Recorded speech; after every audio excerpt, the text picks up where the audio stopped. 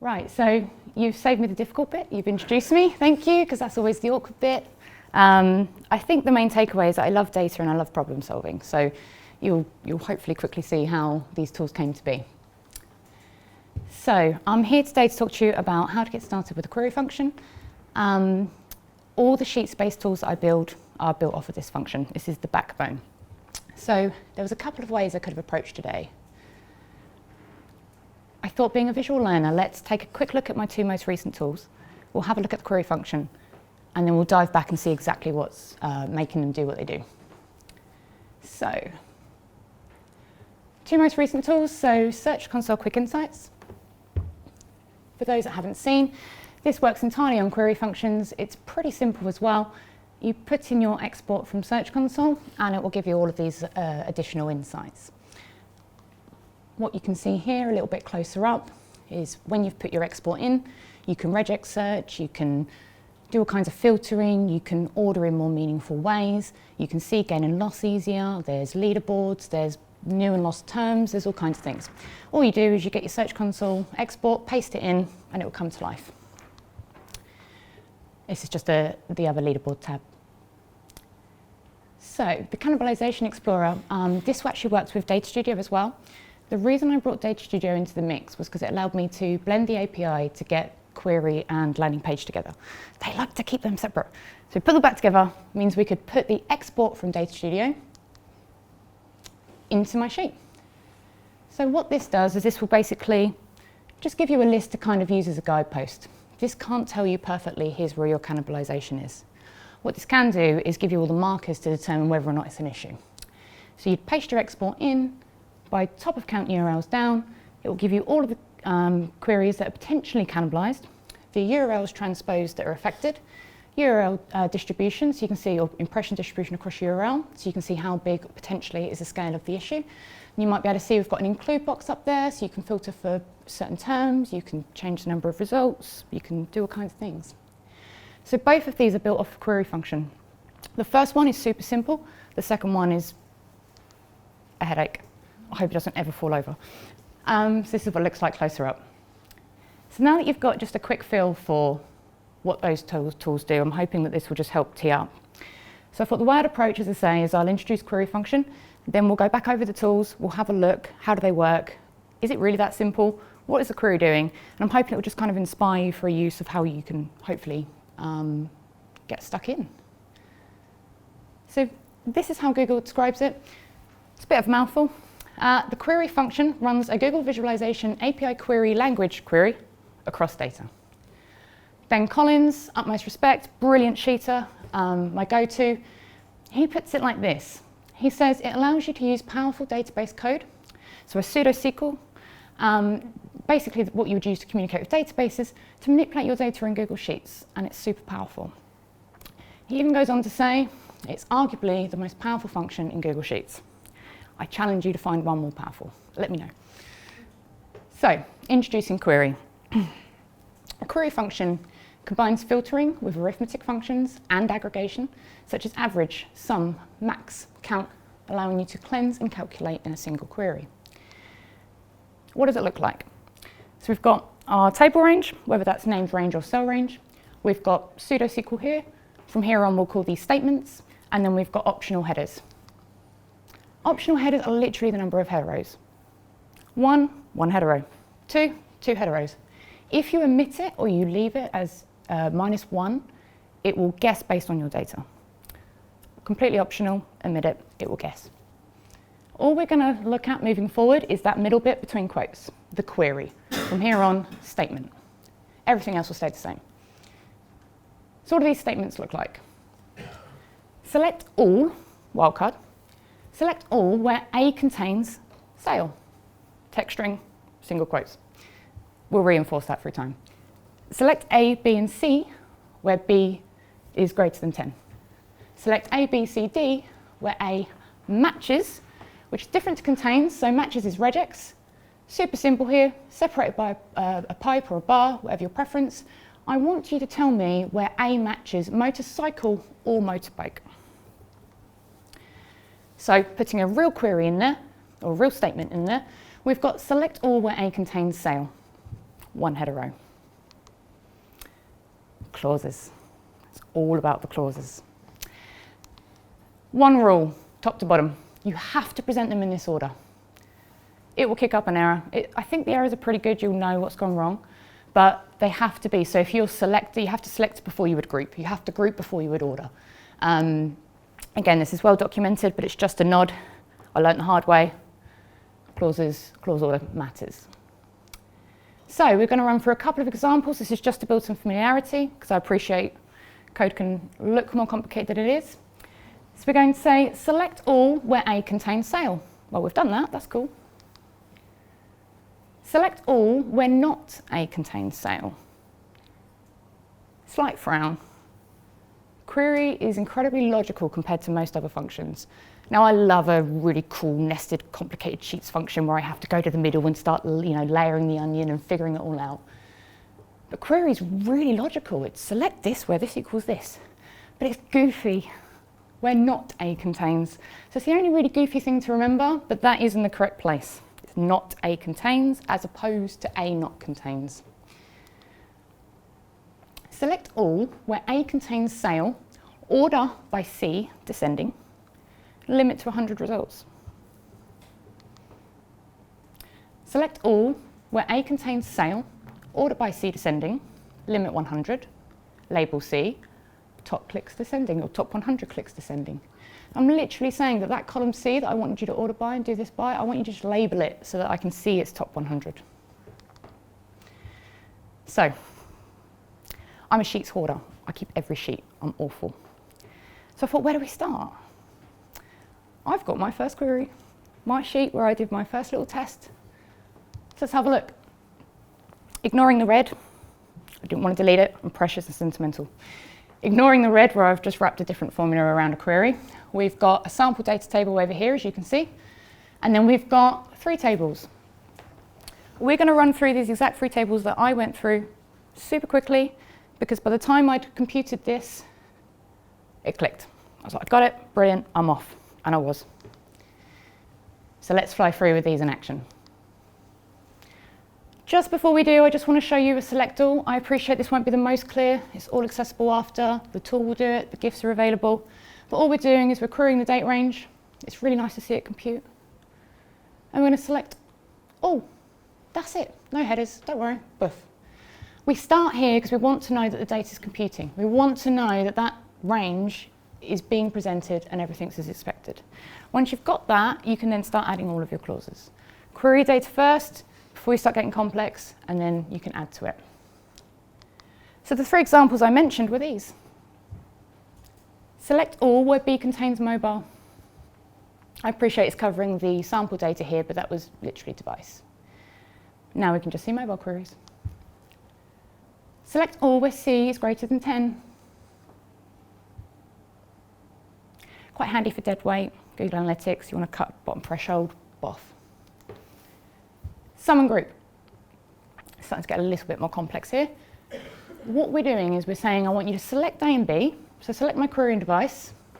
I want you to sum C and D, because as you'll notice we've got some duplicates, those bottom 5 rows. I had to put them in there to prove the point. But you select A and B, I want you to sum C and D, so I want you to flatten my data down. I want you to group it by A and B, which is the querying device. And then because I've done some things, I want you to label them all. And I'm literally labeling total visits, total impressions, total this.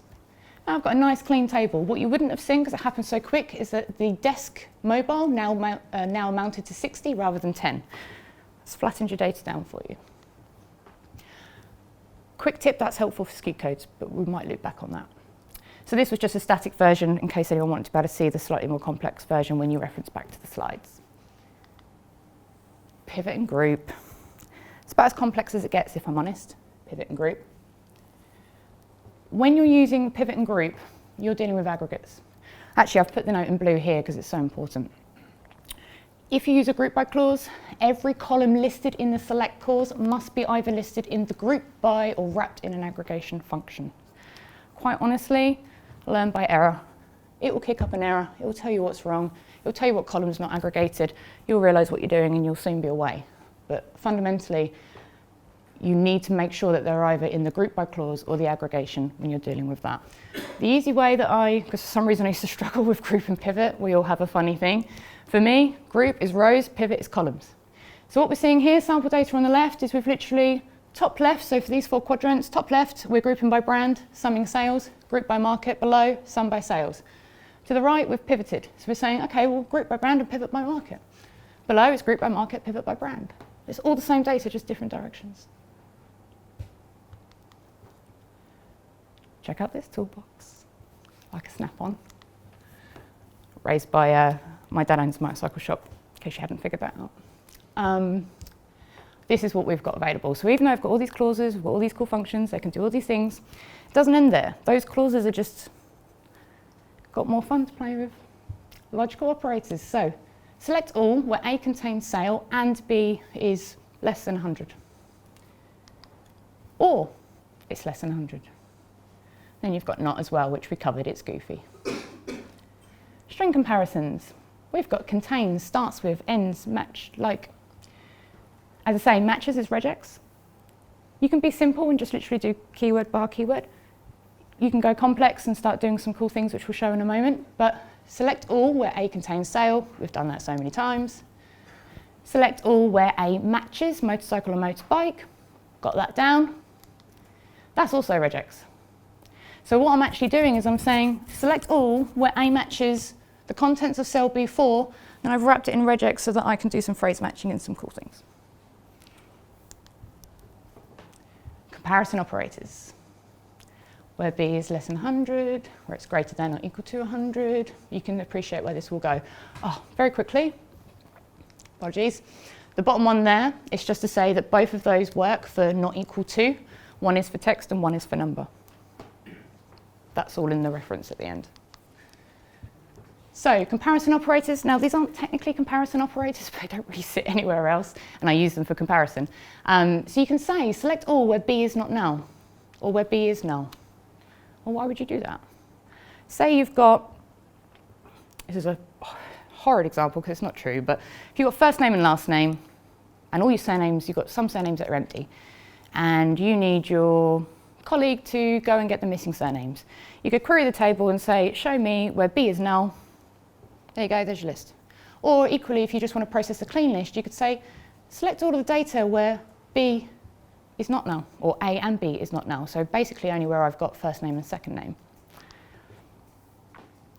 Got arithmetic. Literally calculated fields. Now I know you could argue that's what sheets is, but I mean like it from a data studio stance. Like we've got calculated fields. I can do it in a single query. I haven't got to do single formulas. Select A and B, divide C by D, take D from E, and add F and G. You will want to label these when they come out because the headers will be brutal. They will be the name of C, the name of D, and then some things in the middle. You'll want to label them, but for simplicity, that's your arithmetic. Aggregation, huge part of this. Average, min, max, sum, count. I've only done the first 3 in pink because they're really the ones that we're selecting. The rest are where I'm just labeling them.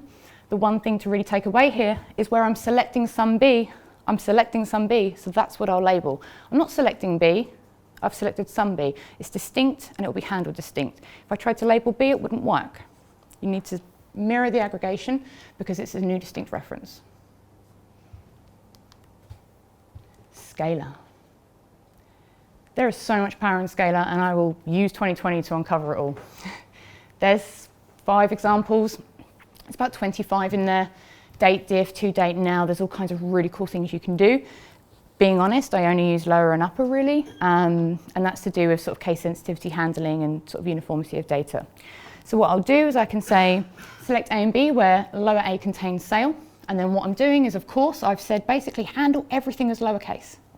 So of course my sale needs to be lowercase. It sounds obvious, but I've seen it. You'll ask for a lower and then put upper. You'll ask for an upper and then put lower. They need to be the same, and all that means is it doesn't matter whether your data is in proper format, whether it's in lower or uppercase. It means if you search for motorcycle, you will find motorcycle regardless of the capitalization. Quick note, lower and upper work, proper doesn't. There is a workaround, it's very hacky. God forbid you ever face that barrier, drop me a message, I'd love to help. There is a workaround, but it's not native. Other sheet functions. So as with everything in Sheets, glorious Sheets, you can do anything you want. If it works, it works. If you've got a need. Unique, if error, if, vlookup, transpose, these are ones I use regularly with query. You can use anything you want. Bust out the toolbox, have a look. If you find a cool one, let me know. But what we're doing here very simply is we're wrapping an if error and we're just saying, hey, if you kick up an error, just tell me it's an error. I could put something cool here. Something went wrong. What you're doing, you fool. Anything you want. But you can handle it. Now, when I'm working for a query, I want the error. I want to know what's wrong if it falls over. But your user doesn't. So if you're building a tool and you're releasing it, it's nicer to wrap it with a, did you fill in the settings page maybe? Or whatever the dependency might be that has probably caused it to fall over. I'd love to talk about the rest, but I'll literally be here till midnight. So, with the basics covered, let's just quickly dive back to the tools. I appreciate that was fast paced. It'll come together with a tool at the end. So we've got, this was the tool that we mentioned earlier. Hopefully some of you can see that big old green formula at the top. It's not important. We're basically saying select a bunch of columns. Main takeaway here being that they're not in order. I didn't want them in order. You can call your data however you want them. So there's a reason that says A, D, G, M, J, blah, blah, blah. And it wasn't for the sake of the lovely example today. I genuinely needed my data in that output. So what you can do is the order in which you reference them is the order in which they'll be displayed. I'm literally saying select all where lower A is not null, gets out all the blanks, and lower A matches B4. Well, that's that query we're referencing, motor. I wanted motorcycle, motorbike, it was a phrase match. That's all it does. And the last little bit up here is you'll see you've got a vlookup. It's just me being a smarty pants wanting to have a nice dynamic order by value. So if you say most impressions, if you want to order by greatest click loss, all the things that I've set up, it's just vlooking that value up into there for me so that as you query it, my query matches. As I say, the cannibalization was more complex. There's a reason that I use a settings page because it means that all of these are referencing, as you'll see, setting. It means considering I built this last June and I've had to troubleshoot a few things on it, you go back 3 months later and you're like, what is going on? I've got no idea. And you have to try and break it down. So be kind to yourself. Keep settings in a settings page. You'll thank yourself later. So all we're doing here is we're saying, we're selecting all with some exclusions set via a not A contains, and then we've just wrapped it in one of those if and if errors. So all I've actually said, if it helps with any context, is I've said, if this cell is blank, do nothing. But if you're not, you can compute me. Now why have I done that? Because I need someone to load their data in. So I don't want to send all these query functions off calculating unless the data's there. So I'll say, hey, is this cell empty? Don't do anything if it isn't. If it's full, we're good to go. So what are all those dynamic settings? It's these. Quick hat tip, it was too much to fit into here today, but that progress bar, I know I've built some advanced tools, but that's one of the things I'm most proud of. Stupid little things, hey, little touches. It's just conditional formatting on whether or not you've completed your cells. Now you won't see it in action here because I haven't had time to fit it in, as I say, but if you were to go through this tool, you'll see that that's completely empty, and as you work through, it will green you all the way up and it will carry you through. And all I'm doing is saying, hey, if that cell's empty, conditionally format me as nothing. And when it's completed, make me green. It's really simple. It's a bit of a headache to set up, but when you've got it, it's brilliant. Easy progress bar. But back to what we were saying, all we're asking for is a URL, brand keywords, URL threshold, and basically, do you want impression data distribution? And the reason I offset that is because it's a really extensive query and it takes a long time to load because I'm having to basically, to identify the impression distribution, I need to basically identify multiple URLs per keyword. So I had to go down and do a formula to count each keyword so I'd know that it's motorbike 1, motorbike 2 is in the second instance of motorbike. And there's so many things to make it happen behind the scenes, like a helper column, lookup of sorts. If you didn't want it, I didn't want to load it. People are really impatient when you build tools. It's great that it helps people, but if it doesn't load in about 4 seconds, you're the enemy. So, back to this, what does it do? All it was, that big complicated formula that looked really overwhelming. We were basically saying where B is greater than or equal to this, which was the rank threshold we set, where not A contains the URL and the brands that we wanted to exclude, and then where it says here and A contains L1, It's just factoring whether or not you're trying to filter anything extra in the include. I'm ordering by B descending, count of URLs, and I'm limiting it by the settings, which is how many results to show at the top. And that's all it does. It just looks more extensive because each setting needs to be referenced individually. Not just for tools. I compute a lot with query, but I think I probably present data more than I compute. I work with a lot of teams. I freelance for agencies. I help in-house teams, whether it's client side or agency side. You could have the greatest data and research in the world, but if they have to work really hard to use it, they're going to get less done. So I like to make things easier for people. These are just some examples of some pretty standard data that I'm just making more accessible for the team. Huge, rich snippets pool that I did. Because this was something that was going to feed our strategy for a good 12 months, I wanted to be able to work through it.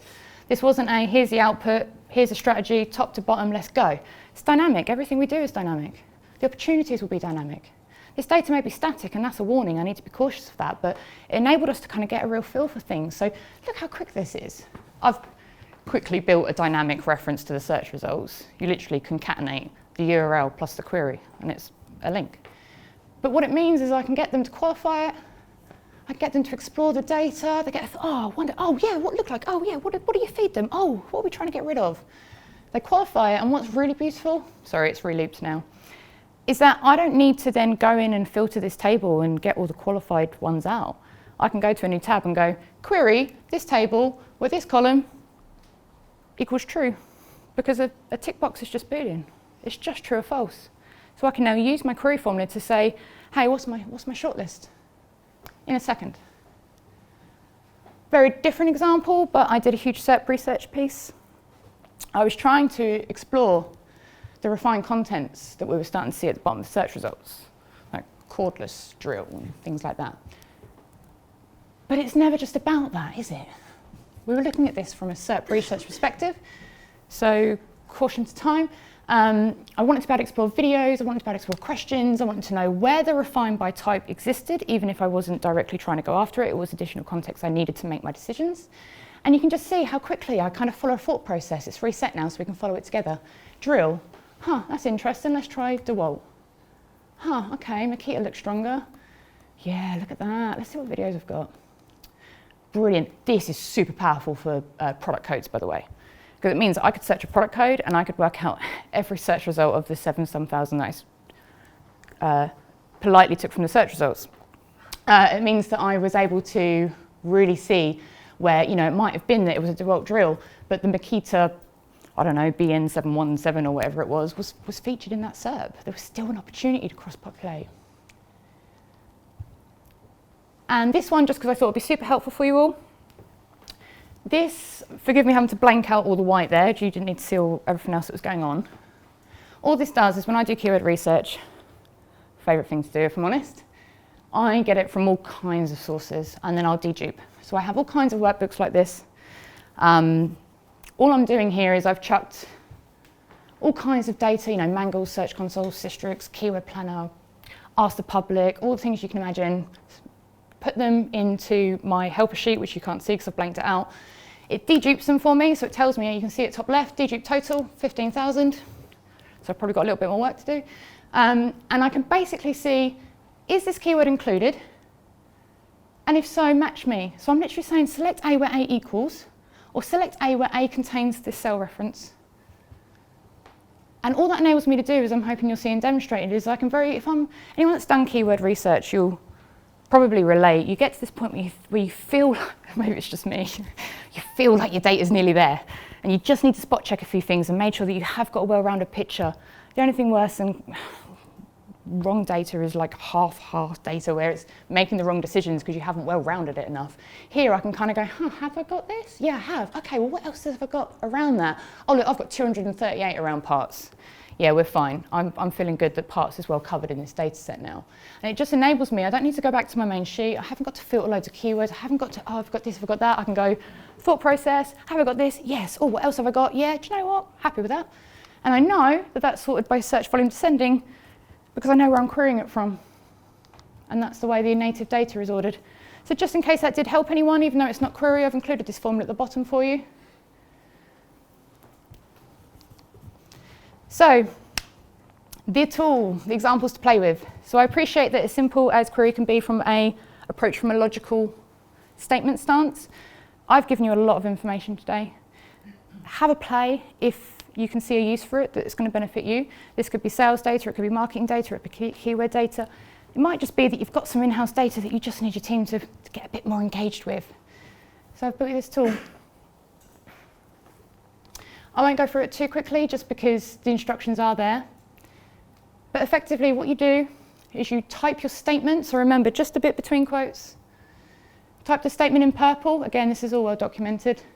When you type a statement in the purple box, it will compute from my sample data, which is referenced in yellow. If you have that box empty, it's going to load one of my examples. I wish I'd put an animated GIF for this one. It was a last minute thing, I'm sorry. And what it does is it will then show you the full formula in green. And that doesn't matter. If you've picked an example, if you've typed your own statement, hell, you can even add your own data. So you can go to a new tab, add your data range, update that yellow box up there and start querying it. And I will be spitting out the perfect formula for you in green. You've got your whole arsenal on the left. There's some support links there as well. I hope I've done it justice. I hope I've been able to condense it. I appreciate it is complex, but it's so powerful. It doesn't matter if it's marketing data, sales data, in-house, anything, query, presentation. It's so powerful. I hope this gives you what you need to get to grips with it. If anyone has any questions, you want me a very happy person to start getting giddy over Twitter or whatever your form of comm is, and I'll help you with sheets. Thanks.